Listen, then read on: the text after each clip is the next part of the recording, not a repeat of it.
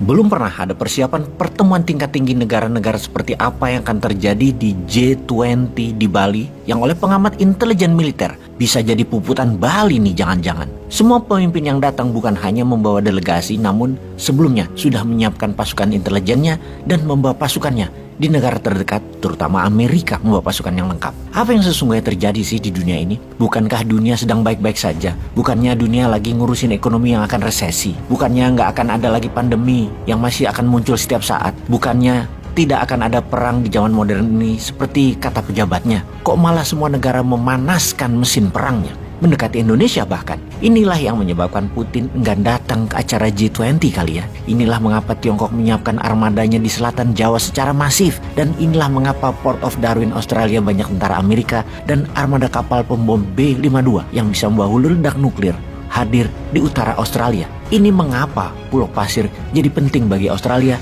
karena armada lautnya bisa ngumpet terdekat dengan Bali dari sana.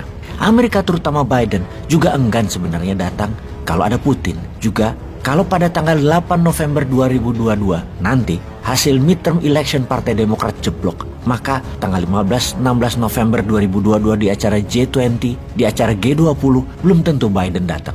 Biden bisa hilang selera dia. Kecuali acara G20 itu sebelum acara midterm election bisa nilai positif buat Biden. Kalaupun datang ternyata Amerika bagaikan bersiap perang di Bali armadanya. Full battle army. Tiongkok tidak mau kalah untuk melindungi pemimpin tertinggi mereka. Mereka menyiapkan perlindungan kekuatan yang tidak main-main. Semua tegang di G20. Kalau Putin tidak datang, kemudian Biden tidak datang, yang datang hanya Xi Jinping dan beberapa pemimpin negara papan tengah dan papan bawah. G20 nanti akankah ada resolusi atau hanya makan-makan bersama saja? Namun, kalau datang semua dan armadanya siap tempur semua, ini meeting atau mau perang sih? Oke, kita detailkan mengapa semua pemimpin negara besar tegang. Kita ke Asia Barat dulu. Kita semua tahu 8 minggu sudah Iran digoyang demo anti-hijab. Di awalnya anti-hijab namun sekarang menjadi political crisis di sana. Tekanan agama terlalu keras, dibatasi, dan banyak aturan agaknya membuat sebagian masyarakat Iran muak, terutama para pelajar. Para pemimpin agama banyak yang diserang anak muda dan di mana-mana di Iran saat ini terjadi demo. Untuk menangani demo yang meluas dan membahayakan sebuah rezim, banyak strategi bernegara. Salah satunya adalah declare war atau menyatakan perang agar fokus rakyat terbagi. Iran kali ini melakukan hal yang sama. Pengumuman dan pidato keras Ayatollah Ali Khamenei dalam pidato resminya kemarin akan membuat gejolak baru di Asia Barat di dalam menantang hegemoni sekutu terutama Amerika. Kata-kata kami akan balas Amerika terus diulang-ulang kalimat tersebut.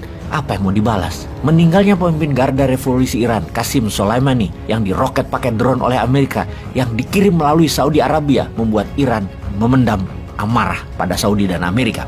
Hal ini diungkap kembali oleh petinggi revolusi Iran dan pemimpin spiritual Iran Ayatollah Ali Khamenei akan membalas Amerika dan akan membalas Saudi. Karena selain membalas dendam Soleimani, demo 8 minggu berjalan itu disponsori Amerika dan Muhammad bin Salman Saudi itu tuduhan Iran.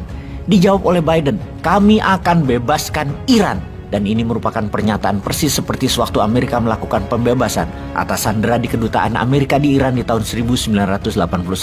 Sebuah serangan militer dengan codename Eagle Claw atau cakar elang membebaskan warga Amerika di Iran yang disandera selama 444 hari. Kali ini Biden mengatakan kami akan membebaskan Iran adalah rezim yang saat ini kemungkinan akan digulingkan yang diawali oleh demo. Rezim di Iran akan digulingkan Amerika. Sekedar mengingat, world orders selalu menggunakan kata-kata kami akan membebaskan karena sang pembebas itu sesungguhnya the real penjajah. Iran bukan hanya menantang Saudi dan Amerika ternyata, bahkan Israel pun akan diserangnya. Inilah mengapa mendadak Saudi dan Israel mengadakan pertemuan tingkat tinggi berkali-kali dalam 2 bulan ini. Israel dan Saudi loh, menarik kan ya? Oke, kita detailkan Iran setelah kita menengok sisi lain dunia yang tidak baik-baik saja. Kita ke semenanjung Korea.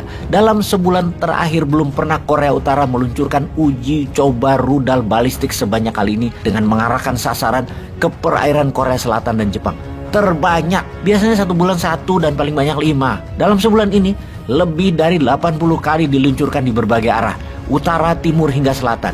Yang tidak dilakukan Korea Utara adalah menembaknya ke arah Tiongkok dan Rusia. Yang membuat Amerika World Order perang adalah lebih dari 100 misil dikirim Korea Utara ke Rusia. Rupanya Korea Utara sudah jadi manufaktur senjata negara-negara anti hegemoni Amerika. Kemudian kita semua tahu Gerakan tentara Tiongkok latihan perang di sekitar Taiwan juga eskalasinya meningkat, jumlahnya meningkat. Tidak heran, 1 skuadron B-1 dikirimkan ke sepenanjung Korea dan 3 skuadron pesawat pembom B-52 dengan segala macam armada pengiringnya mulai juga menyiapkan pangkalan di Australia dengan kode name latihan gabungan. Tetapi, mengapa membawa pesawat pembom yang bisa angkut hulu ledak nuklir? Lalu kita tahu beberapa misil peluru kendali Amerika dengan kepala hulu ledak nuklir yang katanya kecil daya ledaknya sudah berpangkalan di Polandia untuk menyerang Rusia. Ada apa sih ini semua? Ini bukan pesimis informasi, ini bukan negatif informasinya, ini bukan memframing informasinya bahwa dunia sedang mengarah ke pergerakan perang militer, namun ini semua fakta. Ada beritanya di berita mainstream dan ada datanya. Yang terakhir kita kembali ke G20. Karena rawannya keadaan dunia terutama konflik militer, maka tidak heran acara G20 menjadi di ujung tanduk. Acara yang tidak murah biayanya bisa terancam tidak berpengaruh apa-apa di tatanan global. Acara yang seharusnya bisa membuat Indonesia ke posisi terpenting di dunia bisa malah hasilnya terbalik. Jadi ajang perang kurus setra. Kalau melihat perlindungan militer atas pemimpin negara-negara G20 ada di sekitar Bali, begitu dahsyatnya. Jadi piejal, kalau tawuran di G20 lah Kanjuruhan aja nggak jelas sampai saat ini. Ayo dong kita bisa menjadi terbaik. Buktikan, dukung, hurra!